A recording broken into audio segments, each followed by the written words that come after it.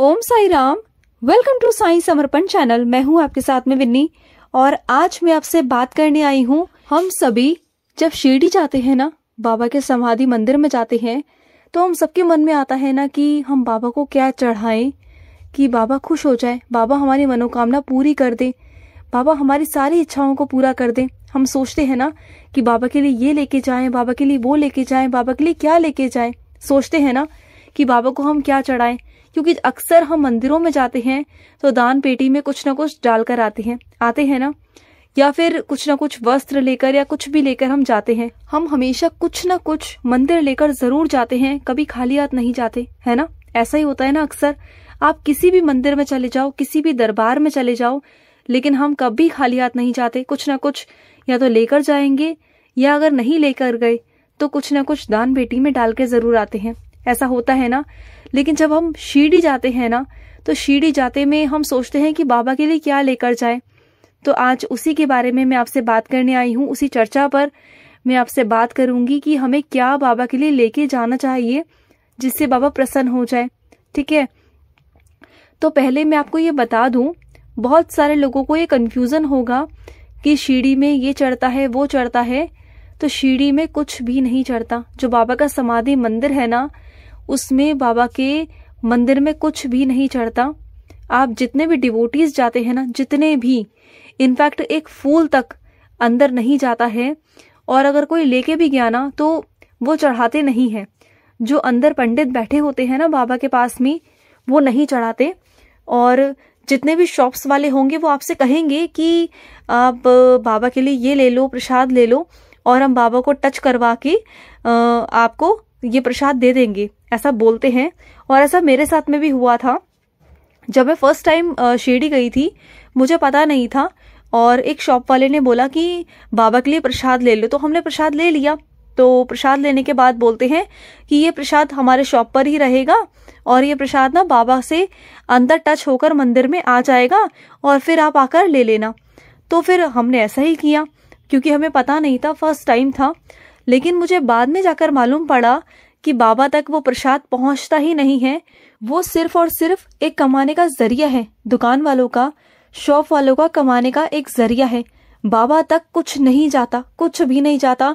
और मैं जितने भी डिवोटीज जा चुके हैं या जा रहे हैं या कभी जाएंगे इन फ्यूचर, तो हमेशा याद रखिए इस बात को कि बाबा के पास कुछ भी नहीं चढ़ाया जाता, कुछ भी नहीं चढ़ाया जाता। अगर हाँ, आपको कुछ बाबा के लिए देना है या कुछ करना है, या बाबा को आपको डोनेशन देनी है ना, मंदिर के लिए, बाबा के मंदिर के लिए अगर आपको डोनेशन देनी है या अनुदान में कुछ देना है या कुछ भी आपने करना है, तो समाधि मंदिर के पीछे एक ऑफिस बना हुआ है जो शिरडी संस्थान वालों का ही है। आप वहां पर जाकर उदी के लिए पैसे दे सकते हो, उदी के लिए भी डोनेशन दे सकते हो। वहां से भी आपको उदी मिल जाएगी।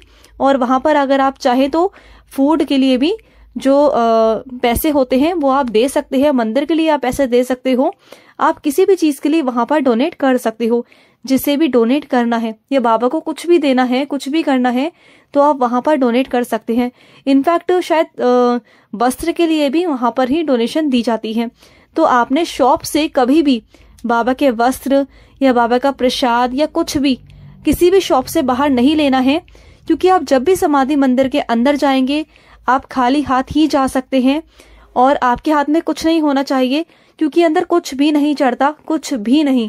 लेकिन हाँ, आप ये जरूर कर सकते हैं, जब आप समाधि मंदिर के अंदर जाएंगे ना, तो आपको द्वारिका माई के सामने, यानी कि द्वारिका माई का जो अंदर है, जो बनाया हुआ है पूरा, वहां पर एक दान पेटी रखी हुई है। जैसे ही आप राउंड कर कर जाएंगे ना समाधि मंदिर की तरफ, पहले द्वारिका माई के दर्शन करेंगे, फिर आप समाधि मंदिर की तरफ जब मुड़ते हैं ना, तो वहां पर आपको बहुत बड़ी एक दान पेटी दिखाई देगी। वहां पर आप जो भी आप दान करना चाहे, जो पैसे देना चाहे, वो आप वहां पर चढ़ा सकते हैं, रख सकते हैं, उसके अंदर डाल सकते हैं।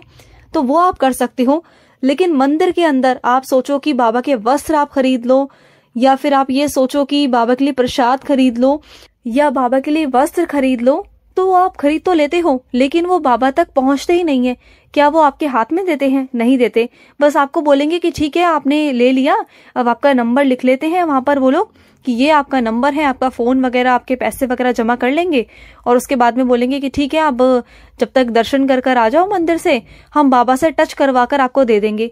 तो वो सब झूठ होता है। वो उनका कमाने का तरीका उन्होंने इस तरीके से बनाया है ना कि जितने भी भक्त वहां पर जाते हैं ना, सबको बेवकूफ बनाने का उनका तरीका है। तो कभी भी आप भूल से ना उन बातों में कभी मत आइए और इस वीडियो को जितना हो सके ना शेयर कीजिए, क्योंकि कई लोगों को ना पता नहीं है। और ये बात मेरे दिमाग में कल ही अपने आप बाबा ने डाली है और बाबा ने मुझे बोला कि जल्द से जल्द ये वीडियो को बनाओ और मेरे बच्चों तक पहुंचाओ, जिससे कि मेरे बच्चे सतर्क हो सके, उनके साथ कोई धोखाधड़ी ना कर पाए। क्योंकि अक्सर ना ऐसे बच्चे ठग जाते हैं जो पहली बार जाते हैं, उन्हें पता नहीं होता और शायद वो उस बारे में पता करने की कोशिश भी नहीं करते। तो आप ना थोड़ा ध्यान रखना, सावधान रहना ऐसे लोगों से। अगर आप बाबा के लिए सच में कुछ करना चाहते हैं ना, सच में, तो आप मंदिर के बाहर कुछ चीज लेकर ना, कुछ भी आपको जो भी बांटना है, खाने का अन्नदान करना है, आप चाहे बिस्किट बांट दीजिए, कुछ भी बांट दीजिए। आप मंदिर के बाहर आपको बहुत सारे ऐसे लोग मिल जाएंगे जो जरूरतमंद है, वो आप बांट सकते हो। ये समझिए कि बाबा आपको देख रहे हैं और पूरे शिरडी में बाबा है, बाबा आपको वहां से बैठकर देख रहे हैं। आपको जरूरी नहीं कि बाबा की मूर्ति के सामने या बाबा के स्वरूप के सामने जाकर ही कुछ करना है, नहीं, आपने ऐसा कुछ नहीं करना। आपने बाहर, जो मंदिर के बाहर आप जो जरूरतमंद लोग हैं, बच्चे हैं, बड़े हैं, बूढ़े हैं, बुजुर्ग हैं, उन्हें कुछ भी आप दे सकते हो। या आप जो गार्ड्स लगे होते हैं ना, जो मंदिर के अंदर गार्ड्स है, आप उन्हें भी दे सकते हो। वो बेचारे कब से भूखे खड़े होते हैं, सबकी सेवा कर रहे होते हैं, सब भक्तों की सेवा करते हैं, सबको लाइन में लगाना, सबको डिसिप्लिन में लगाना, सब कुछ डिसिप्लिन में करना, तो वो भी तो एक सेवा कर रहे हैं ना। तो आप उनको भी कुछ खाने पीने को दे सकते हो, आप ये सब कर सकते हो, तब भी बाबा आपसे बहुत बहुत खुश हो जाएंगे। और एक चीज और, अगर आप कभी साईं सा चरित्र खरीदते हो या फिर आप कभी बाबा का स्वरूप खरीदते हो अपने घर ले जाने के लिए, तो वो आप अंदर लेके जा सकते हो मंदिर में। और ले जाकर ना, जब आप बाबा के आगे, स्वरूप के आगे खड़े होकर आप माथा टेकते हैं ना बाबा के आगे, तो वहां पर जो पंडित जी होंगे ना, उन्हें वो स्वरूप या साईं सा चरित्र बोलना कि बाबा से स्पर्श कराकर हमें दे दो। तो वो बाबा से स्पर्श कराकर आपको दे देंगे, उसमें बाबा का आशीर्वाद आ जाएगा। अब आप कहोगे कि ऐसा क्यों? साईं सा चरित्र में मेंशन है कि बाबा ने बताया है कि उनका जो भी भक्त, जो भी पुस्तक या कोई ग्रंथ या कुछ भी पढ़ना चाहता था, तो वो पहले बाबा को भेंट देता था, फिर बाबा उसमें आशीर्वाद देकर फिर उस बच्चे को वापस करते थे और वो उसे पढ़ते थे।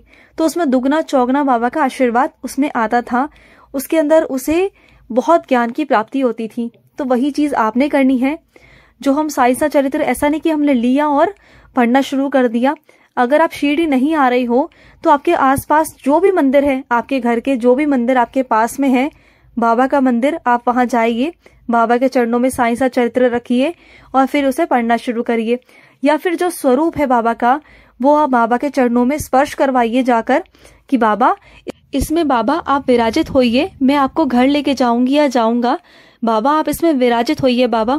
और बाबा देखना उस स्वरूप में आ जाएंगे और बाबा स्वयं आपके साथ में आपके घर चलेंगे। देखना आप चाहे ना तो एक टोकरी ले सकते हैं, उस टोकरी में फूल रखिए और फिर उसके ऊपर बाबा रखिए और उस फूल की टोकरी को ऐसे अंदर लेके जाइए। पंडित जी से बोलिए, पंडित जी बाबा से स्पर्श करा के दे दीजिए।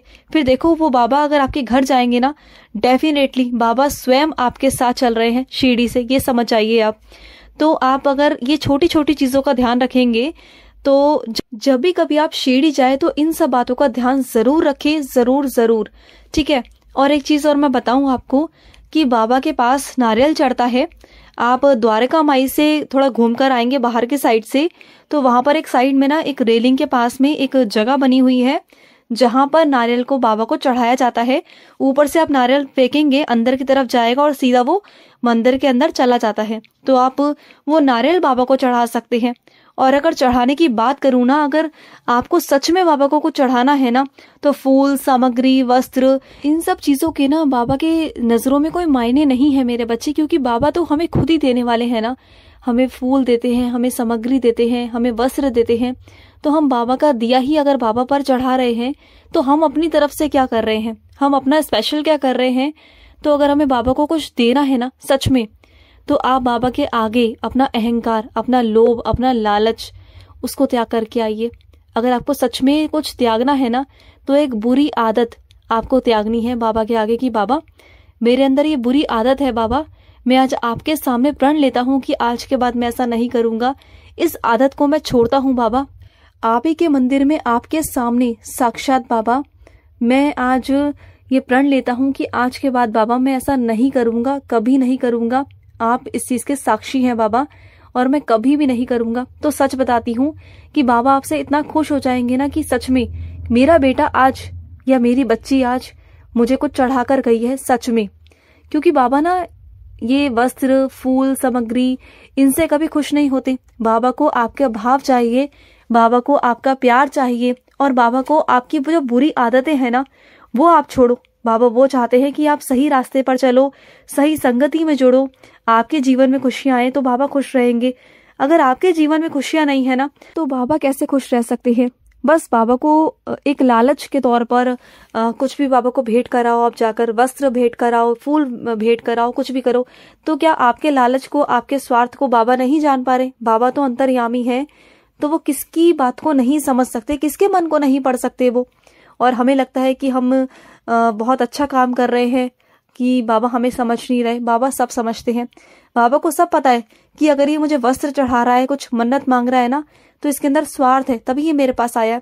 बाबा को अपने वही बच्चे प्रिय हैं जो बिना स्वार्थ के, निस्वार्थ भाव से बाबा के पास जाते हैं, जो सिर्फ और सिर्फ बाबा से मिलने जाते हैं, जो कोई इच्छा नहीं प्रकट करते बाबा के आगे। बस बाबा से ये कहते हैं, बाबा ये जिंदगी भी तेरी है, मैं भी तेरा हूँ, सब कुछ तेरा है, और जैसा तुम्हें चलाना है आप चलाओ, मुझे कोई मतलब नहीं बाबा। आप जैसा रखोगे, जिस हाल में रखोगे, मैं उस हाल में रहूंगा बाबा। बस अगर ये कहोगे ना तो 100% आपकी लाइफ ऐसी बदल जाएगी ना कि जो आपने सोचा भी नहीं होगा।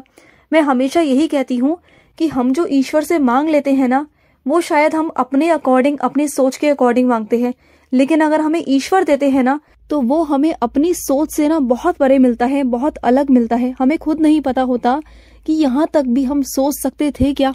बस हम ये सोचते रह जाते हैं, हमारे पास क्वेश्चन मार्क के अलावा कुछ नहीं होता। क्योंकि बाबा का सोच, बाबा बहुत अलग है, बहुत, उनकी कोई सीमा नहीं है, उनका कोई लिमिट नहीं है कि वो जो हमें दे सकते हैं।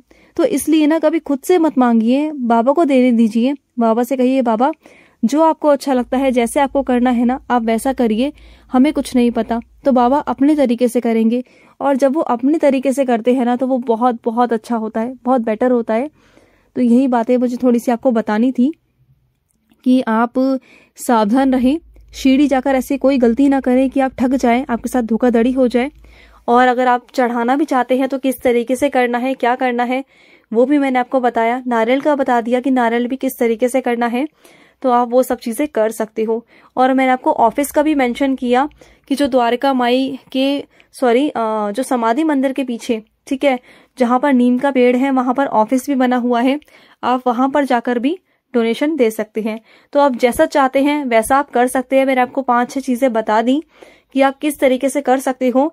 आपके साथ कोई फ्रॉड नहीं होगा, आप कहीं फंसोगे नहीं, कुछ नहीं होगा, और बहुत अच्छे से आप दर्शन करके आ सकते हो। तो चलिए मैं लूंगी समाप्ति, मिलते हैं नेक्स्ट वीडियो में।